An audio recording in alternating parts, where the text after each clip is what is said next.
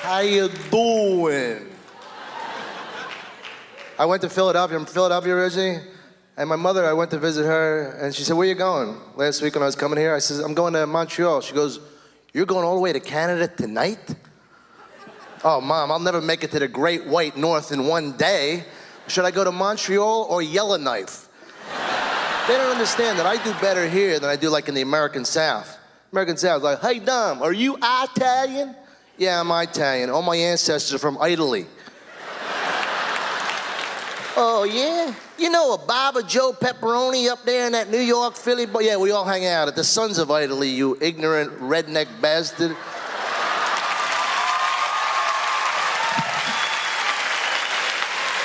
I don't mean that in a bad way. Don't take me wrong when I say that to you. I love coming up here. I have so much fun. I have a girlfriend from here, a little French-Canadian girlfriend with the lips and the whole thing. The women, I love the women because these French-Canadian women, they're the only women in the world who demand to sleep with you before the first date. I will not have it any other way. Plus, it's not as violent. The U.S. is very violent now, you know, with the handguns and the whole. I think maybe the idea, everybody should have a handgun and they should have it out all the time. Hey, how you doing? Good, how you doing? Hey, tell your mother I said hi, all right? Don't you think cannons had to be the stupidest weapon of all time? The cannon? Hey, man, I'm gonna shoot you with my cannon. Could you move over just a little to the left? Fuse takes about 3-4 minutes. Wait there, and if it misses you, throw the ball back. I'm bowling later. I don't know what the answer is. Maybe men should skip. Maybe skipping is the answer, because you can't get in a fight with somebody who's skipping. You got a problem? What are you looking at? My girlfriend's tough. She's tough, you know. They're having instant replay back in football this year. Don't you wish they had that in relationships? Girlfriend comes home in that little bitchy mood, you know, with that attitude. Why you got that bitchy look on your face? I don't have a bitchy look on my face. Oh, yeah? Well, let's go to the videotape. You're gonna tell me that that is not the face of a white hoe? You gonna tell me, baby? It's fun being a comedian. You know, it's weird because I don't want to be one of these guys that's so self-indulgent that I don't talk to my friends about their lives, and sometimes it backfires. I see a friend of mine in Philly. I was visiting a lot of people, and he says, hey, Don, man, how you doing? He says, I saw you on TV. I'm really proud of you. I said, oh, thanks, Brad. What are you up to? He says, well, I'm painting ships gray down at the Navy Yard. I should have let it go there. I go, oh, really? How's that? He goes, how do you think it is, Don? Pretty freaking depressing, wouldn't you say? First of all, they're already gray, and I paint them gray. I don't even know when I'm done. I can't even back up and enjoy my work. Thanks a lot for bringing it up, big mouth. Don't you think it's amazing the guys that have no idea what they look like? They think no matter what they look like, they should be going out with the hottest babes in the world. You know, guy.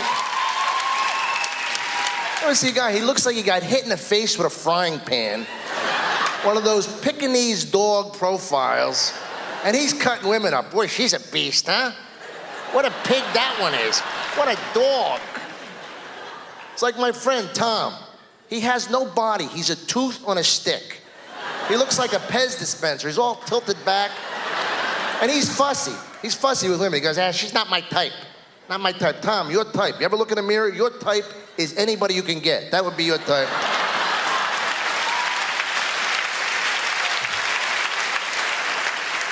Just to narrow it down. It's like my cousin Louis is one of these guys. He has no idea. We walk into a bar, he goes, hey, Dom, I think that waitress noticed me. Really, Louis? What do you think she noticed? The fact that your belly came in 4 steps ahead of you? Do you think she was wondering what was behind that ball of girth? And he goes, yeah, she wouldn't go out with me. I don't know. She must be like a lesbo or something. Oh, yeah, she'd have to be a lesbian not to want to go out with you, Louis. It couldn't be that ring of cold sores about to pop off your neck, impetigo boy. It couldn't be that. Don't you love those sinus commercial ads now? They scare you with the side effects, don't they? Side effects may include abdominal cramps, vomiting, and severe diarrhea. Wow, this is great. Now that I can smell again, I'm getting out of here.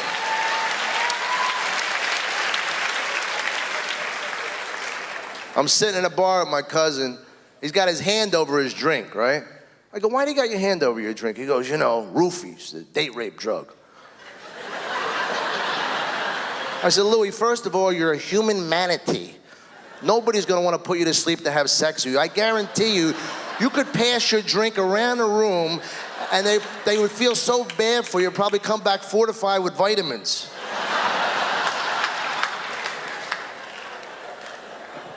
You know what else I love? The guy, this is a real woman's thing, you know? You know, that guy is gay and he doesn't know it.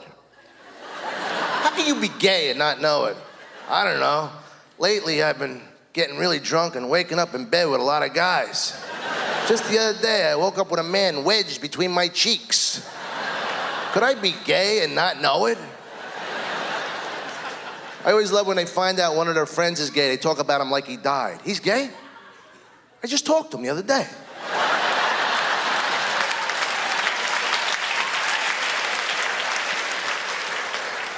It's my cousin Louis. He's such an ignoramus. He goes, hey, Dom, I know this guy. He's not only gay, but he's lactose intolerant. Yeah, they call him the non-dairy queen. That's a true story. Hello, I really have no time for cute, clever segues. And speaking of that, you know, let me ask you, when did it become wrong to want to cuddle? You know, when did cuddling become a bad thing? I mean, the other night, I was making love to a prostitute. Yeah. And we get done, or I get done, you know, but that's just it. I mean, you know, that's it. She just gets up to leave, you know, walks right out the door, you know, walks right out the car door, and I'm like, what about me? That's, you know, it's not what I paid for. A little snuggle time, maybe? No. So, I just saw the movie Schindler's List, and not that funny. Really, you know, I laughed maybe 10 times. I don't know. Now, I recently attended a pro-drug rally in my basement, and it was good. It was fun. I like drugs. I'm a big fan. I am, especially hallucinogenics. I love them. I think everybody should do them.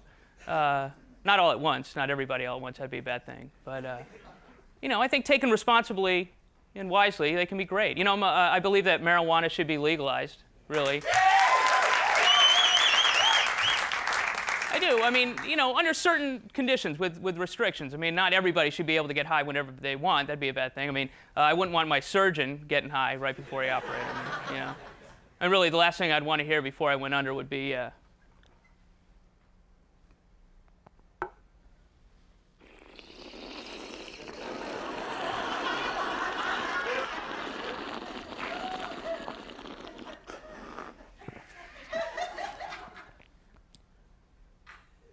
nurse,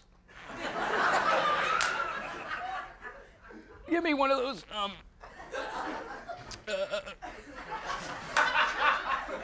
pointy, yeah. Yes, thank you. All right. Okay, and we are doing, what here again? Hey, you're right, man. This is good weed. You know, I mean, that'd be a bad thing. But I mean, I should be able to, you know, get high if I want. If I come home late at night, just want to flip on the channel, see what new amazing discovery there is. I should be able to get high in my apartment, you know, without having to go to jail and be anally raped for 10 years. I think that's a bit harsh, a penalty. You know, I mean, what's the worst thing that's going to happen? You know, I might have some sort of, you know, baking accident, maybe. But I won't, really, because I'll be too high, so I'll just call Domino's, and that way, you know, a kid's working and somebody's getting employed, and that's how capitalism works, and the country's strong again. Right. But the thing I hate are these, the spokespeople for for the pro-legalization of marijuana campaigns. They're always idiots. They're the ones you see interviewed on CNN, these like aging Grateful Dead hippie guys. It's very hard to take seriously somebody who's wearing granny glasses and a fez, and they're out there spouting all this misinformation. They look like cartoons. They're sitting there going, okay, first of all, marijuana should be legalized and hemp should be legalized because there are thousands of reasons to use it, because there are usages. You can use hemp seed and hemp oil, right, to you can make a rope, right? And that the Declaration of the Constitution was signed on hemp, man, it is. And they don't want you to know that, man. CNN, they're trying to make you, because they don't want you to think with your third eye, man. They're trying to, make you put a cap on your third eye, And Ted Turner, man, I'm talking to you, mother crunker, because you know what I'm talking about, right? Seriously, I mean, because third eye's like a window that you just open it up and see things with. You unlatch it, and you don't even use a latch. You use one of those it's the kind where you have the crank and it comes out this way so you can wash it from the... All right, here's another fact. Did you know that over 47% of people who use marijuana do so? And that's the truth, man. Thanks very much. I feel great. I'm so glad I took the time to get in shape for the show. That was important to me. I'm actually looking on the bright side of being a little heavy. There is a bright side, I guess. For instance, I don't need an iron anymore. That's pretty cool. It is so hot down here, I cannot take it anymore. Although in my room I have air conditioning, which I love. It's great, because I grew up without air conditioning. It was the worst. My dad was too cheap. He's like, we don't need an air conditioner. We'll get one of those oscillating fans. They're just as good. What a horrible invention this is. It's like waiting for a bus. Oh, man, when is that cold air going to get here?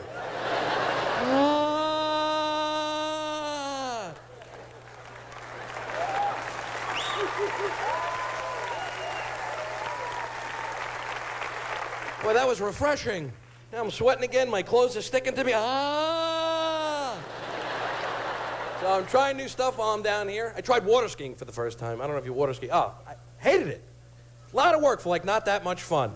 You gotta put that big vest on, you get in the water, you put your skis on, you put your gloves on, you grab the handle, you straighten out the rope, you brace yourself, you're like, okay, I'm ready, go! Boom, I'm down. They gotta pull the boat around, I gotta locate my bathing suit, yeah. I wasn't very smart either, because I was the only guy going for the first time.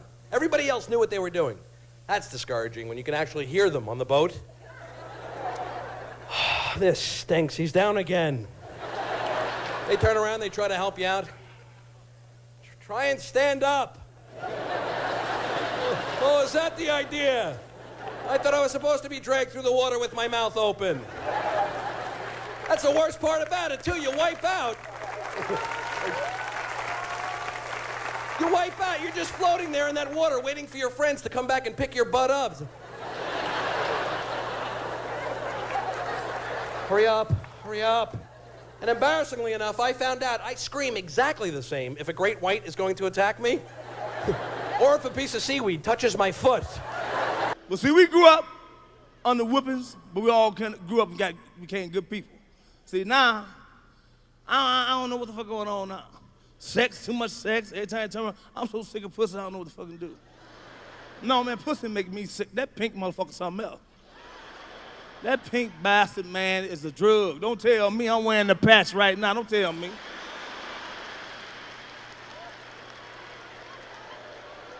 I'm telling you like it is. Man, pussy, no. See, a grown man, grown woman get together. Say you want some. I say, I'll give you some. You bust a nut. I bust a nut. How the fuck I gotta pay your rent after that goddamn shit? I ain't never seen a pussy with a meat on it. That shit fucks me up there, man. This shit is unfucking believable, man. Pay my bill, telephone bill, light bill. I'm not paying a motherfucking thing. Now, I wish I would get blackmailed. Can't nobody blackmail me. See, that's why I don't fuck around.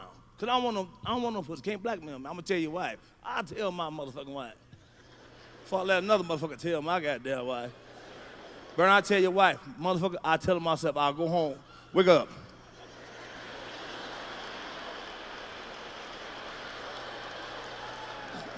What's wrong? Wake up, just listen. Keep your hands so I can see them. Oh, man, sex is a bitch, man. Sex is so goddamn funny, man. We all trip out on it. But the funny thing about sex, man, see, I'm a comedian. You know, I be laughing. I ain't laughing at you. I'm laughing at shit you be saying. You know, ooh, God damn it. I said, I ain't never heard this motherfucker talk like this. This motherfucker Christian. Give me that dick in the name of the Lord. Give me that dick. I said, her daddy can hear her now. I went with a woman, man, a long time ago. See, you know, when you do shit fucked up, man, you don't care back in the day. Now you mature now. But I had this woman, man, she wasn't that attractive, you know. But she was good people. She was good people.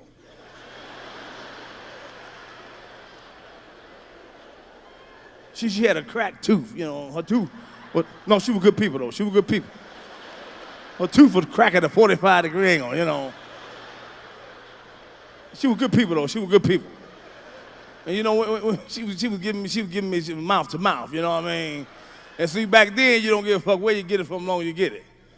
And she was, and shit, when me and we so goddamn stupid, shit be hurting. But we still won't say shit, still try to take it like we strong. She was cutting me, she was tearing it up, she was snoring it, you know? And I'm sitting there trying to take it, you know? I couldn't handle it, I said, you're cutting it.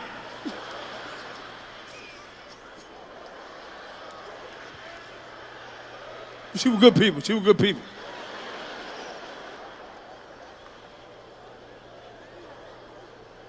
Oh, we all do some crazy shit now. You ever pass gas while you making love? You a goddamn liar.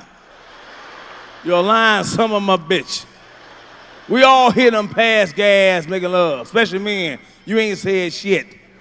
You ever had a woman just break wind when you getting it from the back? She just fall, just. You don't say nothing. You just keep on pumping. Just keep on.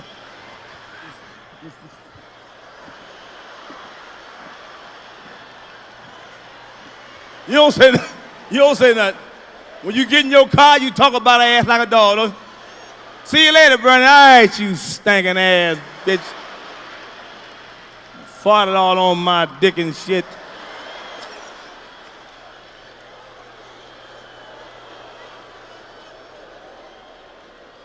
Oh, women a trip, man. Women, all of us, men, we've been doing things, sex so fucking funny, communicating, say, I want you to do this. I want you to do that. You don't do this anymore. But all sex ain't never mentioned. Women don't like to suck no dick. They don't like to suck no dick. I got a problem with that. This 2000, y'all got to come on with the program. You got to come on. Men been eating pussy for years. No problem. But every time we ask y'all for head, you know, y'all get attitude. You know, why don't you come over here and do a little bit?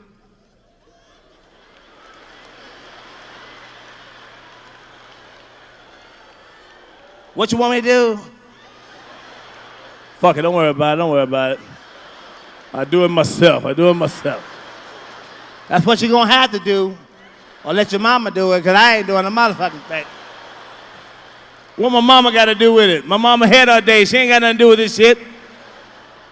No, women is funny, man. But all of us in here scared of women. I've been married 25 years. For some, my wife married about 5. She about right here. Let me see them. You thought about it too, motherfucker. You thought about it.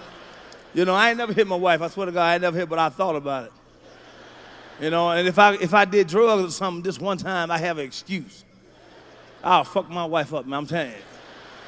Cause that son bitch, man, she know I ain't going nowhere, man. When women know they got you, 25 years, she was 15, I was 16, she know I ain't going nowhere. Now she be talking all smart, so y'all clapping. So that's beautiful, ain't it? Yeah, I know it's beautiful, yeah, motherfucker. That little son bitch think she own me, man, be talking all smart, you know, telling me what to do. You know, yeah, I know she is. But see, black women want to be your mama, your daddy, your pastor, your counselor, policemen. You know, they want to be the dick. Yeah, we are. Y'all ain't right shit. I know they want to be your wife. They want to tell you what to do. My wife gonna tell me one day. I said, babe, I'll be right back. She said, you ain't going nowhere tonight. I said, you want to see my motherfucking birth certificate? I'm growing like a son, bitch. She said, well, take your punk ass out and see what the fuck gonna happen to you. Now, for some reason, when she said that, I knew she wasn't playing. I got nervous like a motherfucker, you know.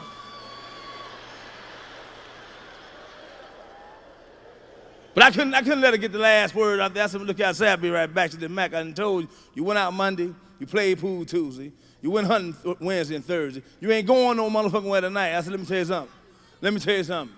I said, watch, see if I go. Yeah, I went. Shit. I mean, you don't tell me where the fuck I went. I'll bust your head to the white meat. You don't tell me where the fuck I went. Matter of fact, you look just like her motherfucking ass. Come close and see once you leave, baby, this motherfucker bleed. Goddamn, I'm sick of your ass too. You look just goddamn like her. Yeah, I went. I came back early. I went though, I came back early. Stay out my goddamn business. What you looking your tongue at me for like that? What you looking your tongue at me like that? You know you ain't gonna suck no dick. You ain't gonna suck, don't fuck with me. What you doing all that for? Huh? It's 2000. You suck dick? You do.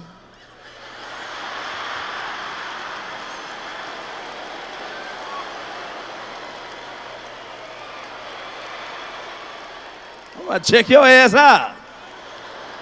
I'm gonna check you out. When I get through, you be right there on the side, right over there, with your mouth open. Be right. Come right in the motherfucker, just come.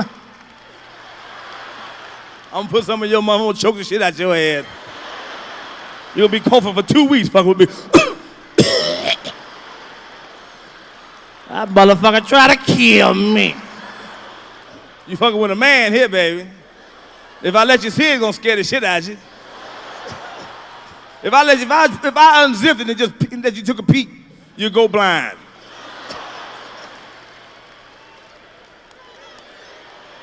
Shut the fuck up, girl. Man, I love my wife though, man. I love my wife. Man, I can't hurt her. I'm fucking around with you. See, you fucking around my chain of thought. You don't let nobody fuck with my chain of thought. You know, that's your day. See, white boy, let me tell you something. You with a sister. Oh, wait a minute. Don't tell me what the fuck to do. God damn it. You like who? You like women? Oh, you're a fire starter. You start a fire. Stinking ass.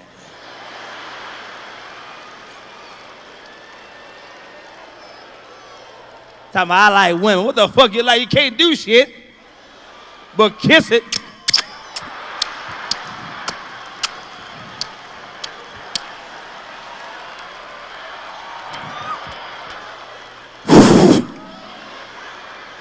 You can't do shit.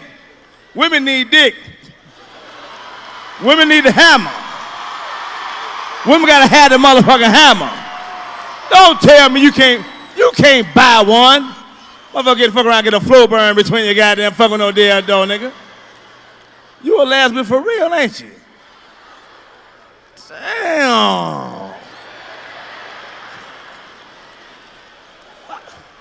If I was your dad, I'll beat your ass. It's been a while. I want to start off my little set by saying I love men. I do, I love them. I have great times with them. I love a good stiff one, but from my perspective as a woman, I was so glad to see that someone finally evened up the odds. You know what I mean? It's like, motherfuckers are panicking across the country. Men don't know what to do. They're dicks. Do you realize what a cachet this is to discover? You see, women live with the knowledge that weird shit could happen at any point. You go down a dark alley and whoosh, somebody grabs you. And now, men actually have to think about this shit. You know, because you talk to a guy, you know? Come on, man. Yeah. It's 1994 and the shit is hitting the fan. Women are pissed. That's why they're going, yay! Yes, you get it, now you do. But see, I think that this poor woman should not be going through the changes she's going through simply because she could have been a bitch about this. You realize what I'm saying? Nobody has mentioned this. She should get some time off. She should. Because she told them where the dick was. See? I would not have told them. That's right, Find it, motherfucker. You know, find it. You so attached to it, see if you can sniff it out. Woo, I was thrilled, but it seems to be the year of the dick. Everybody's dick is in the news. Bill Clinton's dick was in the news. I was so thrilled to know that he could fuck, I was overjoyed. Because I want a man in the White House who can fuck. I think it's important. I fuck, you fuck, he should fuck. And I just want to say, if there's anybody who's a little squeamish about any of this language, get the fuck out now. Go. Go. I am tired. I am tired of trying to tippy-toe around everybody's fucking attitude. Fuck it. Montel, kiss my ass.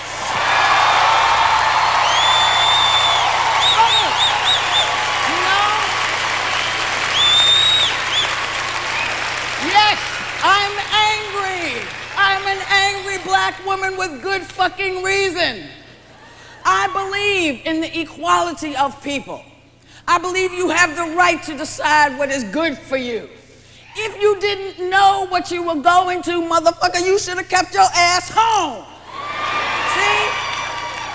Now, I know white people are nervous about the word nigger. I get it. Black people were upset about the word nigger. Okay. It don't bother me. Having never been one, I don't worry about it. But I understand not everybody's where I'm at. But I noticed nobody said shit when all these goddamn Aunt Jemima cookie jars started showing up. You know what I'm talking about, the ones they're making now? Nobody said shit. I've been in blackface all my life. I ain't heard no problems. People had problems with my hair, they didn't know what the fuck it was. Now everybody look like me. Ha ha. Okay? Michael Jackson, god damn it, look. Here's my question, and maybe I'm crazy. 500 people now coming out the woodwork saying, yes, I saw everything. I wasn't there. Bitch, your ass needs to be in jail. See? Forget Michael. What about all the people who knew? Where the fuck were they? I don't get it, man. I don't get it. I don't get it. And you know, I really, as Paul said, I hope that Michael didn't do it. It is my gut, my belief, my desire that none of this is true. But I must tell you, it is getting hard to really accept this when he's sitting up on TV with some eyelashes on. Did you see? Take me seriously.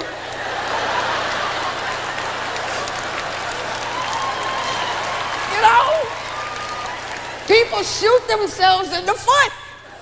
No. He looked like Liza Minnelli. I didn't know what to do. It's so hard to know what's real and what's not. You know, it's like last year was an interesting year. I had an interesting time with the media because I was fucking somebody I wasn't supposed to be fucking, see? That's the bottom line. Yeah. A big, wealthy white man. Okay? And people didn't know how to get me out of it. They didn't know what to do. They couldn't put it together. Of course, you know, we're not the two people you would pick out in a room, but it was great fun. We had a good time. People were upset. So we went and talked about all the shit that you read about in those newspapers. Nobody seemed to mind when they printed, you know, that I was fucking him under the doors of his mother's house. Nobody had a problem with that, but put the man in a little black face and people go berserk. But you know what I mean. You know what I mean. So look, we're here for Comic Relief 6. Billy, Rob, and I never thought we'd be here for the 6th year, but we are. But at least this time, we have an administration that is open to what we're trying to do. So in closing, I simply want to say, please, send those dollars in because they go to the places where they need to go. If not us, who? Keep that in mind because us on the streets is spreading. Man, I love Montreal. I do, man. Yeah, man, I was hanging out in the black community today. Both of those guys are great. We got along. I got lost today in Montreal. The police helped me find my way. The police helped me. See, I just got back from Los Angeles. Let me tell you something, LAPD overreact to everything. You ever see them in action? Just, oh my goodness.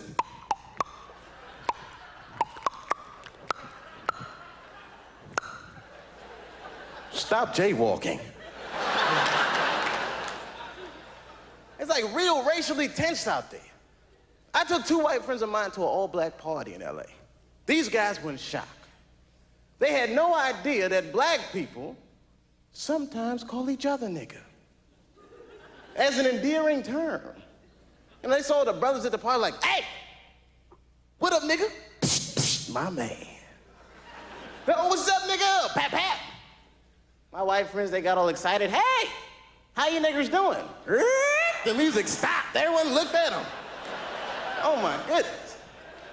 I mean, they got their asses kicked that night. I hated to do it, but you understand. It was like, they embarrassed me in those days. Me and one of the guys, this is real ironic, we got in like a little Rodney King incident ourselves. Me and this guy, Dave, we were eating dinner at a restaurant. Dave got in an argument over the check with the waiter. Next thing we know, the owner, the manager, all the employees get together and just beat the shit out of him. Kapow! He sued him for $500,000 and won the case because the whole incident was recorded on videotape. Sounds amazing, right? That's why me and my buddy Dave always carry a camcorder with us. Because you never know when a Kodak moment might pop up, you know. We'll be hanging out and be like, all right, Dave, go ahead, I got you. You ready, man? Go ahead, do it. All right, just be ready. Hey, officer. Kiss my ass. What? Uh-oh. Roll them. All the police problems in the States, man, it makes me wish superheroes existed. Normally, I hate superheroes. Not because they never help out black people. I think they're bad role models for children. You know, just look at them. Look at Wonder Woman. Look at how she dresses. You know, those big-ass red hooker boots. Blue underwear with stars and stuff all over them. They always give women ridiculous weapons. Wonder Woman has a golden lasso that makes you tell the truth. Ooh, not that. The hell is that gonna do? She's gonna catch a bad guy. Gotcha. Oh, nice tits.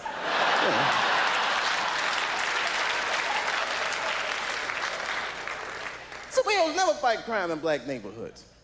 No, I would love to see Batman in a black neighborhood. I can see him now. He just, Robin. Yes, Batman. Didn't we park the car right here, man?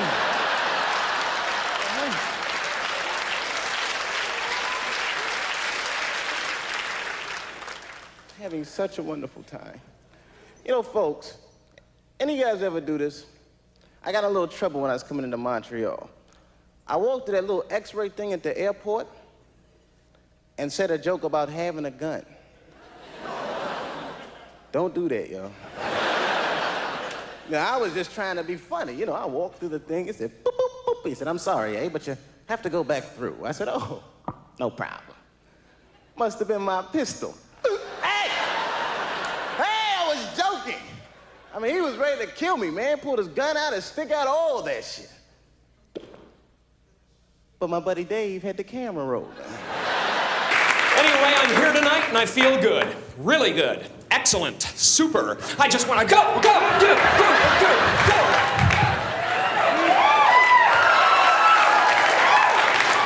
I think those subliminal motivation tapes are starting to make a difference.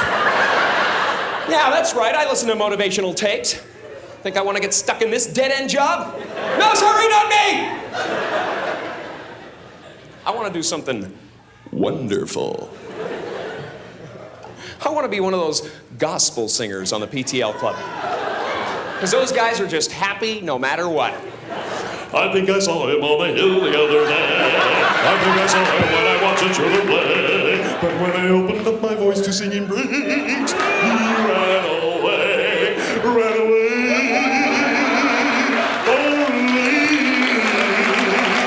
My singing made sweet Jesus run away.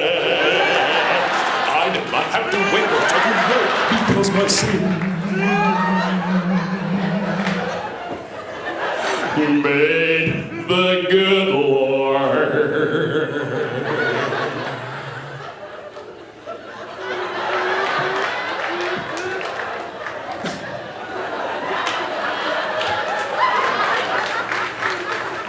Imagine if you could actually be that happy. That would be powerful, man. People would be tunneling under the street to avoid you. They'd go, oh, man. Is that happy guy still out there? Honey! Looks like I'm gonna be late again. No, it's the happy guy. He's right beside the car. I can't get near it. Of course, if I wanted to be that happy, I'd have to forget all of my problems. And the only time I forget all my problems is when I'm right smack dab in the middle of a sexual orgasm. So I have them as often as I can. I'm having one right now. Ever have one of those really smooth orgasms? Turns you into Elvis? I think that's how Elvis got that way, actually. But that's my only escape, you know? Sure, I could go on a vacation, but I'd still be thinking about what I gotta do when I come home. See, to me, an orgasm is like a mini vacation. But it's better because you can't think about anything when you're having one. Oh man, I'm way behind in the rent and everything.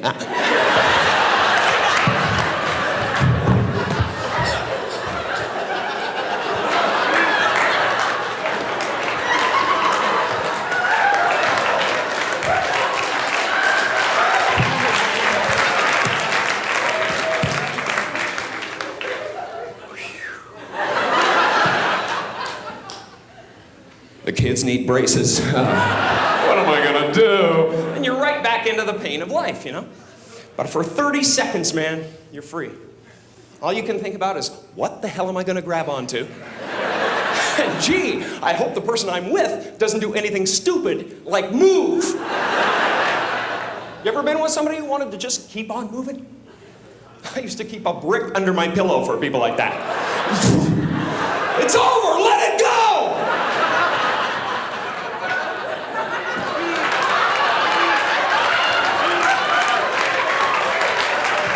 We won't go out with her again.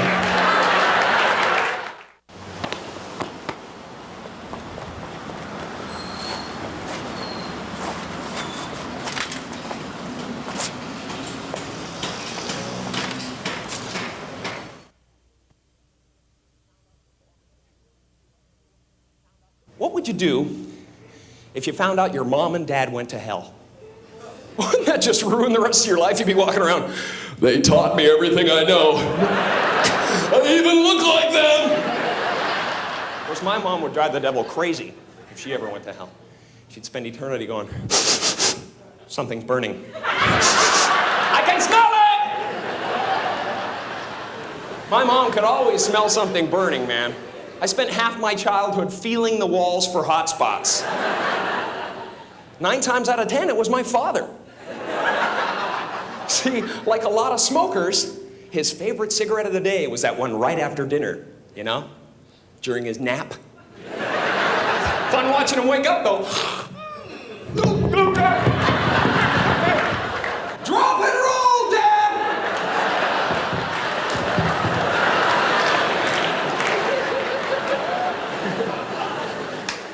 I just worry too much, though. I don't know. Maybe there is nothing to worry about. Maybe there's no actual place called hell. Maybe hell is having to listen to our grandparents breathe through their nose when they're eating a sandwich.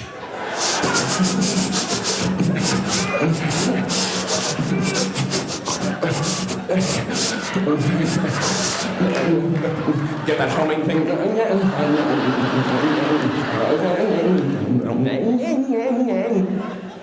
It's not a meal, it's a struggle for life itself. I think I'll make another one. No!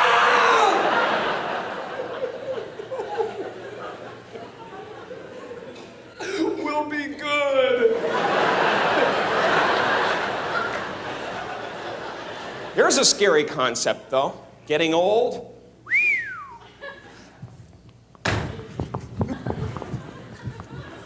You can't do that. You gotta kiss that stuff goodbye, man.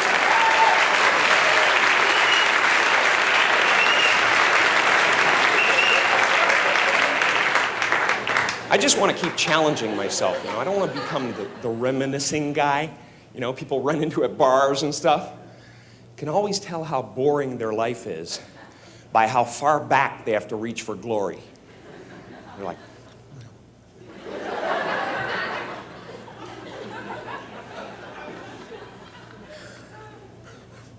remember.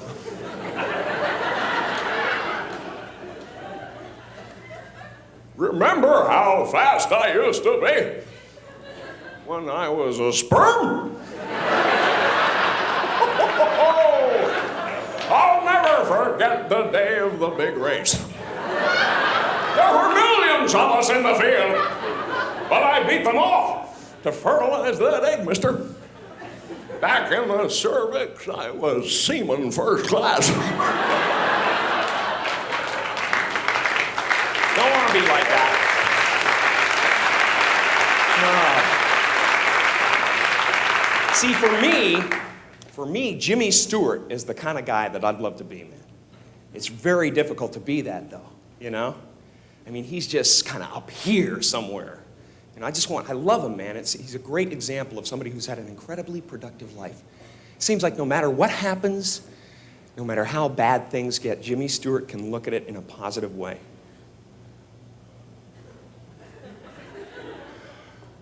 Well, I guess we're gonna have ourselves a nuclear holocaust. Well, hey, everybody, come on over to the window.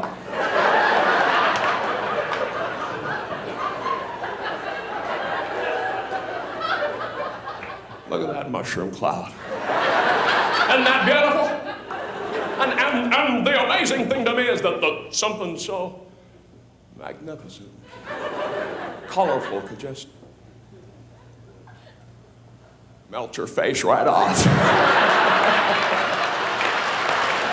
That's positive energy, you know? You gotta look death right in the face. That's what Jimmy Stewart would do. Hi, Mr. Death, you look like you could use some soup. I want to be like that, man. Maybe I will be. Maybe someday after I'm finished singing the gospel, I'll go even further and become a real holy man. And I'm not talking about the kind of holy man you see on TV, those TV evangelists. They're not holy men. They're just ambitious. I saw one guy who was so ambitious, he actually became jealous of the Lord. You could tell it came out halfway through the sermon. He said, "When I was a child, I wanted to be the Savior of the world. Then they told me that Jesus was the Son of God, and I realized it's all who you know." Very petty people, you know? You can't be like that if you want to be a holy man. And you got to be sure of yourself, too. When you make a decision, you cannot waver in any way. You got to stick with it. You never see Gandhi during a hunger strike sneaking into the kitchen in the middle of the night. "Gandhi, what are you doing down here?" "I thought I heard a prowler."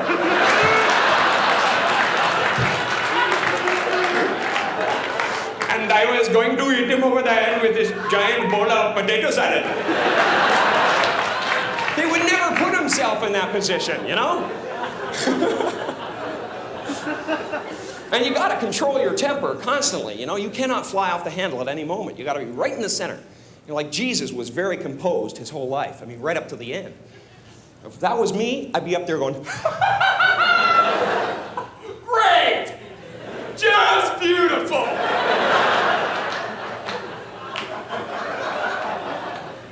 You guys are gonna get it.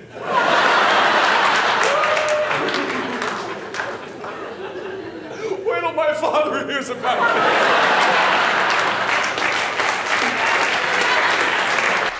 Thank you all for taking time out to come here.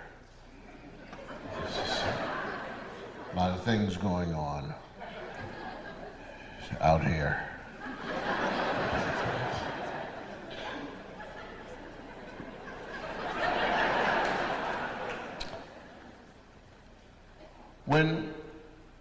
When I was about, I think 8, my life changed. Prior to 8, I had an idea of what life was about. I lived with my mother and father. And then they had 2 more children. And the children, my understanding was, belonged to them. But they kept saying, "You watch them." And this bothered me because they were not my children, and even though I was 8 and I didn't know how to say responsibility, I felt that they were not my children, and I was 8, and it was I was supposed to play. All of my energy said play. There was no puberty, so I had to play. I mean, sex meant nothing to me. So what else was there? Play. And so I was sort of like Brazil, you know? La la la la la la la. You know, I just loved, that was it. And school went along with it. I went to school, and then I waited till that was over, and then I played. I moved on up in age with this theory of play. After school, play. By the way, because of my brother Russell, I began to understand the environment. Because when Russell was 2, I remember my mother saying that she had to go to work. She said, "Now, I want you to watch Russell." Russell was 2 years old, which meant I had to stay in the house. I couldn't go out and play. So I said, "Okay, Mom." My mother went out. Well, I had to play because we had a game out on the ball field in the projects. So trying to figure out how to get Russell to stay in the house so I could go play. So I said to Russell, I said, Russ, you're going to be a man someday. He was so proud when I said that. He had on short pants, you know, and little high-top white shoes with white stockings. He said, I hope so. I said, yeah, and I said, one of the things about being a man, Russ, is learning how to keep your mouth shut. That's a sign of a man. Do you want to be a man? He said, I want to be a man. I said, okay. Now, I'm going to test you today. I want you to sit in this chair and stay there, Russ. I'm going to pretend that I'm outside. You won't see me, but I'll be looking through every window to see if you move except to go to the bathroom. Can you do that, Russ? He said, I can do it. I said, because you want to be a man? He said, because I want to be a man. I said, I think you can make it, Russ. I said, you look like a strong little boy. He said, I hope so. I said, and if Mom says to you, did I leave the house? What do you say? He said, I said, Russ, you're taking too long. He said, I tell her that you didn't go anywhere. I said, Russ, we'll give it a try. So I went out and I played. And I knew what time when my mother was coming back. 10 minutes before she was supposed to get back, I came back and Russ was still in the chair. I said, you moved twice. He said, how'd you know? I said, I saw you. He said, well, I just went to the bathroom, that's all. I said, I know it. He said, am I a man? I said, you're a man. My mother came home. And my mother hit me. And Russ said, I didn't say anything. I said, shh. She said, you went out. I said, she said, you went out. She said, and you played ball. And I told you to stay here and watch Russell. Russ started crying. And he said to my mother, I'm not a man. My mother said, what are you talking about? He said, I'm not a man. I didn't tell you anything. I'm not a man. My mother said, what is he talking about? I said, just something we were talking about. She said, wait till your father comes home. Well, that was an old thing for me, so I didn't care anymore. I just soon die right there in the chair. She said, a little bird told me. And I tried to figure out how a bird... And the next day I went out and I looked up in the air, and sure enough, they were up there, flying around. I became paranoid. Anytime I see a bird, even today, I get a chill. Strange things. But it's the things that parents lay on you. Little things like that. A little bird told me. And poor Russ, he never became a man. Well, I took this test. I didn't know what it was. I was in the 5th grade. And our teacher, Mrs. McKinney, walked in a month or whatever after the test, and she said, guess who the brightest person is in this school? Hey, I'm sitting at the desk, you know, waiting for the clock to say I can go play. She said, Mr. Cosby. And everybody sort of looked at me, and so I said to myself, so what? I'm happy to be the winner, but I didn't know the pressures that this was going to put on me. From that point on, I became a marked boy. I mean, word spread that I was the brightest person in the school and the brightest in the neighborhood and I don't know how. And the next thing, people started giving me things to do.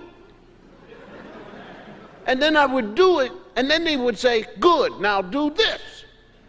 And I said, but I finished that one. I want to go play. No, you can't play. You have to do this. And it began to dawn on me that this is not fair. If I'm the smartest person, how come I have to do all the work? The smart person should be just sit there because you're so smart and let the other people catch up to you. I should be able to sit in a room by myself until they get as smart as me. But in fact, it worked the other way around. Now, in the 40s, there was no special class. You were in dumb school. And that's where I wanted to go.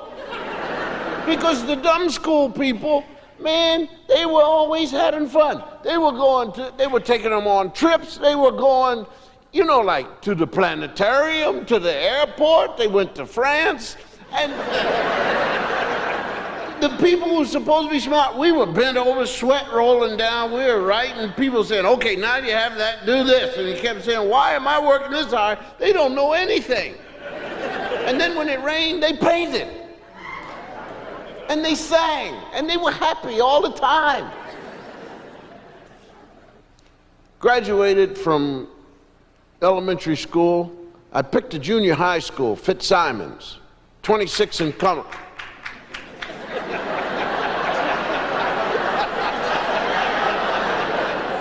Now you'll all say, well, he put a plant out there.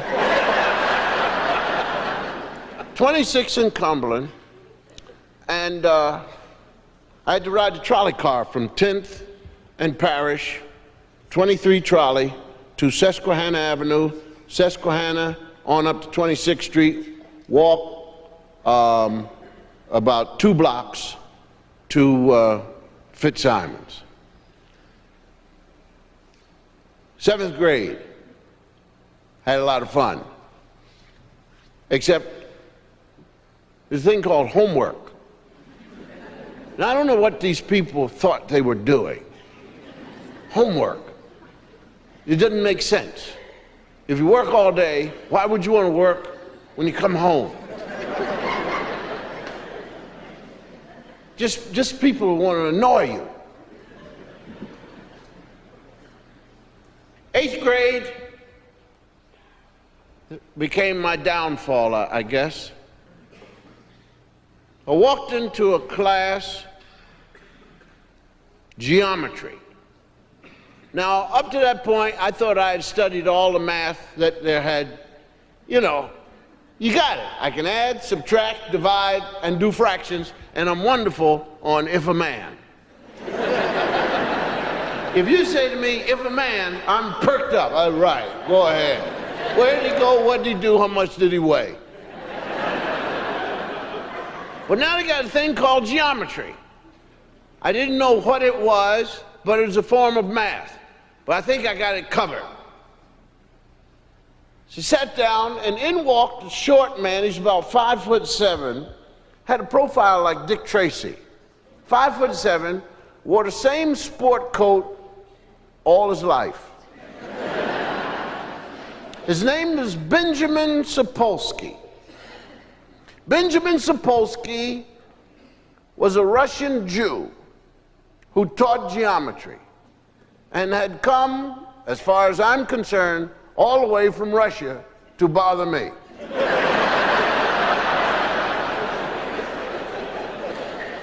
Benjamin Sapolsky loved geometry. You could tell it in his spirit, the way he turned to the board and how excited he was to point to a triangle and talk for 2 hours about the degree of a triangle and the sides. He loved the sides of it. He loved the base. And he passed out books on this triangle and the rectangle and the hypothesis And you had to memorize these things. And I kept saying to myself, why? I kept waiting for Mr. Sapolsky to tell me why. But he was just so enthralled with the angle and the degree of it and the radius and the diameter. Oh, it just came out. And he did everything except cry. And then he gave out homework. Do the following problems at home. So why can't we do them here? Home is to play. Because I'm like Brazil. La la la la la la la. So I never took the book home. Because home is to play. And home is home. And I'm not taking this stuff home. On top of that, I'm getting tired. I'm trying to figure out when we are no longer going to have English. Because it's stupid. They keep saying English. English. I already speak English. And so does everybody around me. What are we studying it for? And on top of that, they grade you on it. You got a D in English. So what does that mean? The guy on the trolley car didn't understand me?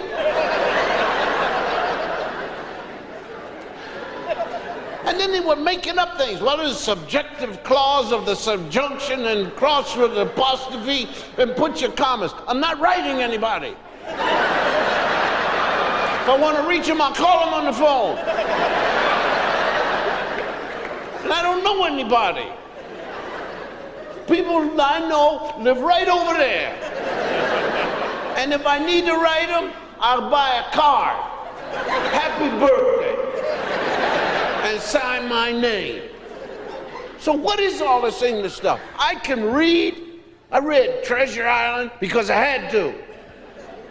I read all of that. And I know Mark Twain. I read all that. I can read and I can write, and the newspapers are not that difficult. I'm not old enough to go to war, so I go right past all that. So there was two things that was just stupid. Just old people with nothing better to do than bother young people. And stop them from playing. La la la la la la la.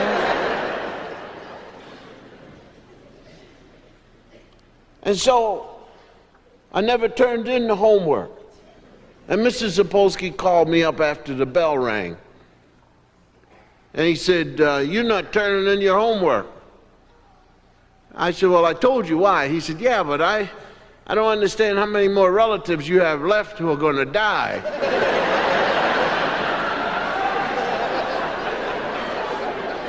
He said, why are all these people dying when you're supposed to turn in your homework? I said, well, I don't know, Mr. Sapolsky. You know, I was jealous of T. Parham. T. Parham had a dog. His dog ate up his homework. I didn't have a dog. Not allowed to have dogs in the project. So I just had relatives who died. And to be perfectly frank, a couple of them died 3 times. Because I had forgotten who died, you know. And he didn't accept the fact that the person got well, and we thought he was dead, but...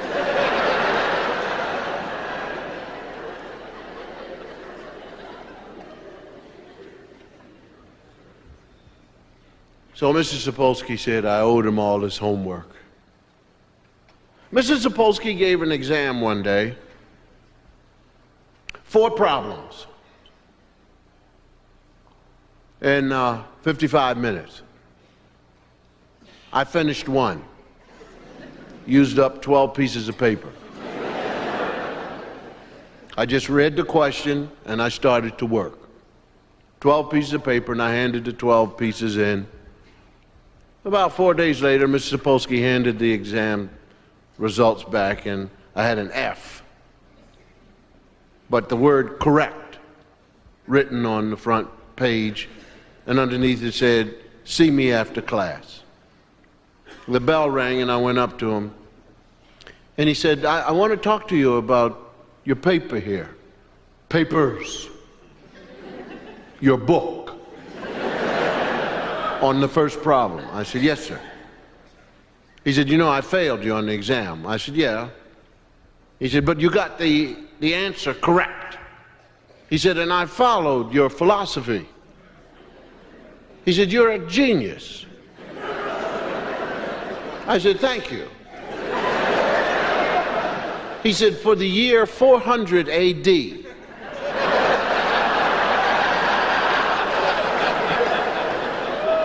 he said, you know, they've passed all this now. They don't do this anymore. He said, and you could use up just this much of one piece of paper if you just read the book. I said, Mrs. Sapolsky, I don't like geometry. He said, but you look at what you've done. You've gone through 12 sheets of paper to get the answer correct. I followed this. You are brilliant. Now, if you just memorize what's in the book, you could be even better. I said, but then you'd give me more work.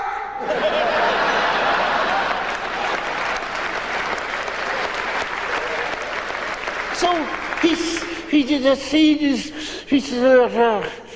that's the way he got, you know. And I said, Mr. Sapolsky, so he said, you see me after school. I said, Mr. Sapolsky, I live all the way in North Philadelphia in the projects, and it'll be nighttime when I get. He said, you don't want. I said, Mr. Sapolsky, I just want to play. I just want to play. He said, don't you want to be anything? I said, yes. He said, what? I said, I don't know. He said, you could be a lawyer. I said, yeah, but that's hard.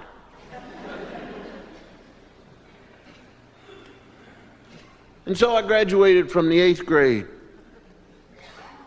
Got a D in geometry. I don't know how.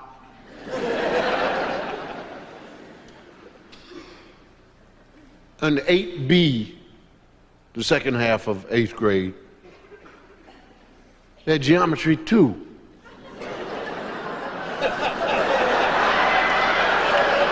These people are relentless, man. And I got Mr. Sapolsky again. And he looked at me and he was passing out the books and he said, he didn't even give me a book. He said, you don't need one.